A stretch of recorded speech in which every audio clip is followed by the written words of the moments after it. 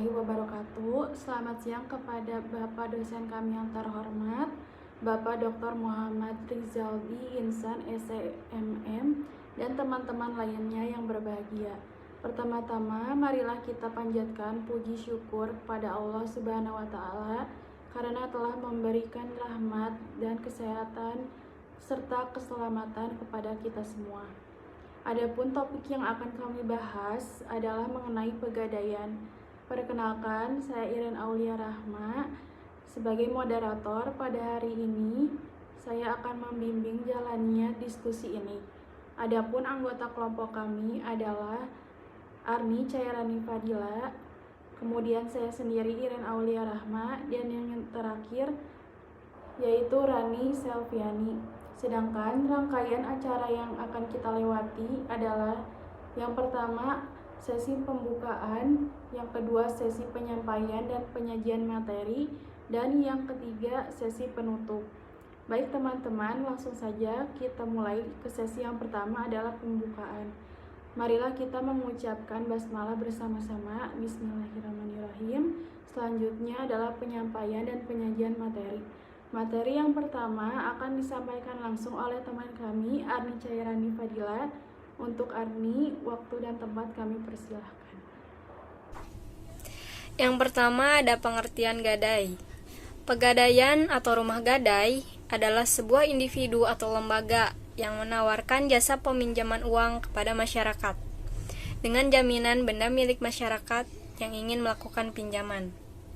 Yang perlu diketahui, gadai adalah jenis usaha pemberian pinjaman dengan jaminan barang gadai. Bisnis layanan keuangan kemudian disebut sebagai usaha gadai. Sementara, pegadaian adalah nama sebuah perusahaan BUMN yang bergerak di bidang usaha gadai. Pegadaian adalah perusahaan negara yang berstatus perusahaan umum atau Perum. Perum merupakan perusahaan milik negara yang seluruh modalnya diatur oleh negara.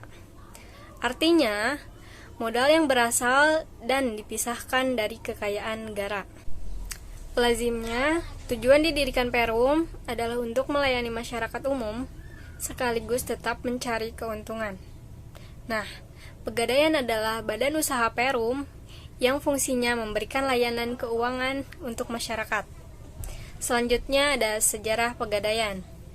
Pada tahun 1746, pegadaian dimulai pada saat VOC mendirikan Bank Van Liening sebagai lembaga keuangan yang memberikan kredit dengan sistem gadai.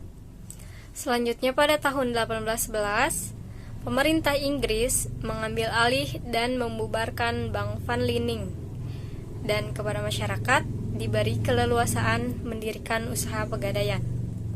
Selanjutnya di tahun 1901 didirikan pegadaian pertama di Sukabumi pada tanggal 1 April tahun 1901. Lalu pada tahun 1905 pegadaian berbentuk lembaga resmi yaitu jawatan. Selanjutnya bentuk badan hukum dari jawatan ke PN berubah pada tahun 1961. Lalu, pada 1969, bentuk badan hukum berubah dari PN ke Perjan. Selanjutnya di tahun 1990, bentuk badan hukum berubah dari Perjan ke Perum. Dan terakhir, pada tahun 2012, bentuk badan hukum berubah dari Perum ke Persero pada tanggal 1 April 2012. Yang selanjutnya ada fungsi pegadaian terdiri atas 5. Yang pertama, mengelola penyaluran uang pinjaman atas dasar hukum gadai dengan cara mudah, cepat, aman, dan hemat. 2. Menciptakan dan mengembangkan usaha-usaha lain yang menguntungkan bagi pegadaian maupun masyarakat. Yang ketiga, mengelola keuangan, perlengkapan, kepegawaian, pendidikan, dan pelatihan. Yang keempat, mengelola organisasi, tata kerja, dan tata laksana pegadaian. Dan yang terakhir, yang kelima, melakukan penelitian dan pengembangan serta mengawasi pengelolaan pegadaian. Selanjutnya ada tugas pokok pegadaian. Menurut Keputusan Menteri Keuangan Nomor 39 Tahun 1971, tugas pokok Pegadaian sebagai berikut. Yang pertama, membina perekonomian masyarakat golongan ekonomi menengah ke bawah dengan menyalurkan kredit atas dasar hukum gadai. Masyarakat ekonomi menengah ke bawah yang difokuskan adalah para petani, nelayan, pedagang kecil, dan industri kecil lainnya yang bersifat produktif. Industri kecil itu seperti kaum buruh atau pegawai negeri dengan ekonomi lemah dan bersifat konsumtif. Yang kedua, berkontribusi dalam pencegahan pemberian pinjaman yang tidak wajar. Pinjaman yang tidak wajar itu seperti ijon, pegadaian gelap, dan praktik riba lainnya. Yang ketiga, menyalurkan kredit maupun usaha-usaha lainnya yang bermanfaat terutama bagi pemerintah dan masyarakat. Dan yang terakhir, yang keempat, yaitu membina pola perkreditan agar terorganisir dan bermanfaat. Bila perlu, Pegadaian memperluas daerah operasinya. Baik, terima kasih kepada Saudara Arni. Selanjutnya penyampaian materi akan disampaikan oleh Rani Selviani. Kepada Rani Selviani, waktu dan tempat kami persilahkan. Assalamualaikum warahmatullahi wabarakatuh. Saya Rani Selviani. Di sini saya akan melanjutkan materi presentasinya, yaitu jenis-jenis pegadaian. Jenis-jenis pegadaian ada dua. Yang pertama itu pegadaian konvensional, yang kedua pegadaian syariah. Yang pertama itu pegadaian konvensional. Jenis pegadaian ini merupakan suatu lembaga pemerintah yang memberikan uang pinjaman terhadap nasabah atas dasar hukum gadai. Pegadaian konvensional ini sudah tersebar ke semua pedesaan. Namun jenis pegadaian ini masih menggunakan sebuah sistem pencatatan manual dengan menggunakan sistem bunga dan tarif jasa simpanannya yang cukup besar. Yang kedua yaitu pegadaian syariah. Jenis pegadaian ini adalah sebuah lembaga keuangan atau divisi dari bentuk pegadaian dengan memberikan uang pinjaman sesuai dengan sebuah prinsip-prinsip syariah Islam. Banyak sekali keuntungan pada pegadaian syariat ini, yaitu antara lain menggunakan sebuah sistem bagi hasil yang sesuai syariat dan prinsip-prinsip Islam, tarif jasa simpanan uang tidak terlalu besar, dan pada biaya administrasinya sangat kecil. Tapi pegadaian syariah ini dapat pencatatannya yang masih manual. Selanjutnya yaitu produk pegadaian. Produk pegadaian terbagi menjadi 8. Yang pertama yaitu gadai. Produk utama pegadaian adalah layanan gadai. Layanan ini bisa bersifat konvensional maupun syariah. Objek yang bisa digadai di pegadaian adalah emas, kendaraan, efek angsuran, tabungan emas, sertifikat, atau objek dan non-emas seperti gawai elektronik atau barang rumah tangga lainnya. Yang kedua yaitu pinjaman. Pegadaian juga menawarkan program pinjaman. Produk pinjaman yang diberikan adalah pinjaman usaha dan pinjaman serbaguna. Pinjaman usaha adalah pemberian kredit dengan angsuran bulanan yang diberikan kepada hukum usaha kecil dan menengah atau UKM. Mengembangkan usaha dengan sistem fidusia menggunakan barang jaminan berupa BPKB kendaraan bermotor. Yang ketiga yaitu cicilan. Produk pegadaian selanjutnya cicilan adalah di pegadaian masyarakat bisa mendapatkan layanan cicilan untuk kendaraan dan emas.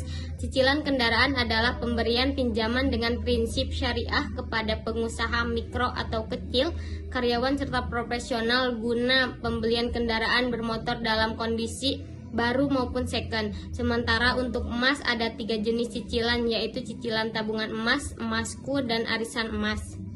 Selanjutnya yaitu yang keempat ada tabungan emas. Tabungan emas termasuk produk pegadaian yang cukup populer. Tabungan emas pegadaian adalah layanan penitipan saldo emas yang memudahkan masyarakat untuk berinvestasi emas. Dari tabungan emas pegadaian, nasabah bisa menyetorkan uang yang akan dikonversi ke dalam bentuk gram emas. Nasabah bisa mulai setoran awal mulai dari 0,01 gram atau 50.000. Biaya administrasi Yang kelima yaitu ada jasa titipan. Jasa titipan adalah layanan kepada masyarakat yang ingin menitipkan barang berharga seperti perhiasan emas, berlian, surat berharga maupun kendaraan bermotor. Layanan ini menggunakan bagi masyarakat yang kesulitan mengamankan barang berharga di rumah saat akan keluar kota atau keluar negeri, melaksanakan ibadah haji, sekolah di luar negeri, dan kepentingan lainnya. Selanjutnya yang keenam yaitu ada jasa taksiran. Jasa taksiran adalah layanan pegadaian bagi masyarakat yang ingin mengetahui keratase dan kualitas harta perhiasan, emas, berlian, dan batu permata, baik untuk keperluan investasi ataupun keperluan bisnis dengan biaya yang relatif terjangkau.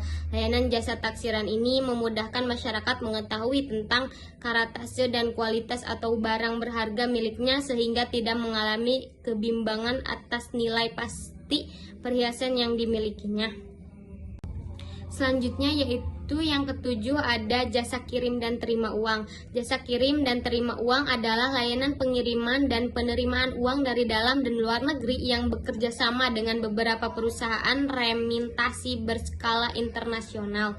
Yang kedelapan yaitu ada jasa sertifikasi. Jasa sertifikasi adalah jasa pengujian terhadap sebuah batu mulia, emas, dan perhiasan lainnya yang dilakukan oleh gemologis di laboratorium gemologis untuk mengetahui jenis keaslian, kualitas, dan spesifikasi lain yang dibutuhkan dan untuk memberikan kepastian dan keyakinan kepada pemilik, penjual, maupun pembeli. Selanjutnya yaitu adalah lantas barang apa saja sih yang bisa digadaikan, yaitu ada 6. Yang pertama ada emas, yang kedua barang elektronik, yang ketiga alat-alat pertanian, yang keempat kendaraan, yang kelima sertifikat, yang keenam surat berharga. Sekian dari saya kembalikan kepada moderator. Terima kasih. Baik, terima kasih kepada Rani Selviani yang telah menyampaikan materi. Materi selanjutnya akan langsung disampaikan oleh saya sendiri. Selanjutnya, bagaimana hukum pegadaian dalam Islam? Jadi, pada dasarnya, hukum pegadaian dalam Islam adalah boleh. Sebagaimana dalam Al-Quran, Surat Al-Baqarah ayat 283, yang artinya, jika kamu dalam perjalanan dan bermuamalah tidak secara tunai, sedang kamu tidak memperoleh seorang penulis, maka hendaklah ada barang tanggungan yang dipegang oleh yang berpiutang. Akan tetapi, jika sebagian kamu mempercayai sebagian yang lain, maka hendaklah yang dipercaya itu menunaikan amanahnya atau hutangnya, dan hendaklah ia bertakwa kepada Allah Subhanahu wa Ta'ala, Tuhannya, dan janganlah kamu para saksi menyembunyikan persaksian. Para ulama juga menyepakati bahwasannya gadai dibolehkan dan hal-hal ini sudah dilakukan sejak zaman Nabi Shallallahu Alaihi Wasallam sampai saat ini, dan tidak ada yang mengingkarinya. Sebagaimana sabda Rasulullah dari Aisyah, ia berkata, Nabi SAW pernah membeli makanan dari orang Yahudi secara tidak tunai atau utang, lalu beliau memberikan gadaian berupa baju besi. Quran, hadis riwayat Bukhari. Apa perbedaan pegadaian, usaha pegadaian, dan pergadaian? Pegadaian merupakan nama brand atau merek PT Pegadaian Persero, perusahaan badan usaha milik negara atau BUMN yang berstatus perusahaan perseroan yang melakukan bisnis sebagaimana diatur dalam Peraturan Otoritas Jasa Keuangan atau POJK nomor 31 tahun 2016. Sedangkan usaha pergadaian dalam POJK 31 tahun 2016 tersebut dinyatakan bahwa pengertian usaha pergadaian adalah segala usaha menyangkut pemberian pinjaman dengan jaminan barang bergerak, jasa titipan, jasa taksiran, dan jasa lainnya, termasuk yang diselenggarakan berdasarkan prinsip syariah. Dan yang terakhir, pergadaian. Pergadaian adalah nama dari sebuah industri atau usaha yang bergerak dalam bisnis gadai. Selanjutnya, kelebihan dan kekurangan pegadaian. Kelebihannya yaitu 1. Persyaratan mudah dan cepat. 2. Prosedur peminjaman yang sederhana tanpa membuka buku tabungan atau kredit.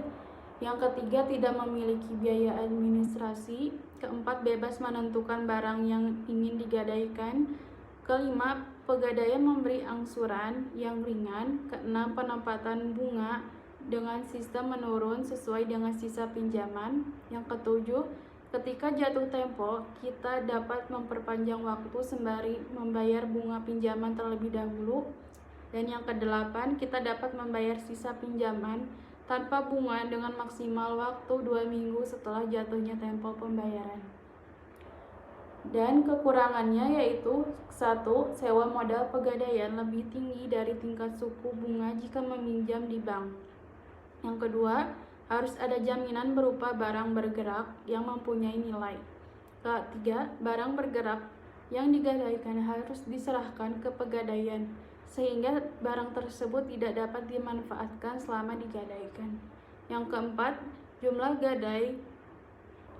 kredit gadai yang dapat diberikan masih terbatas.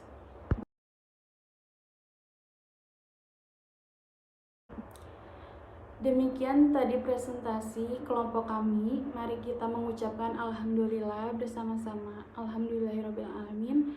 Saya sebagai moderator mewakili anggota lainnya. Mohon maaf atas kekurangan dan terima kasih untuk perhatian teman-teman sekalian yang sudah ikut berpartisipasi. Sekian dari kami. Wassalamualaikum warahmatullahi wabarakatuh.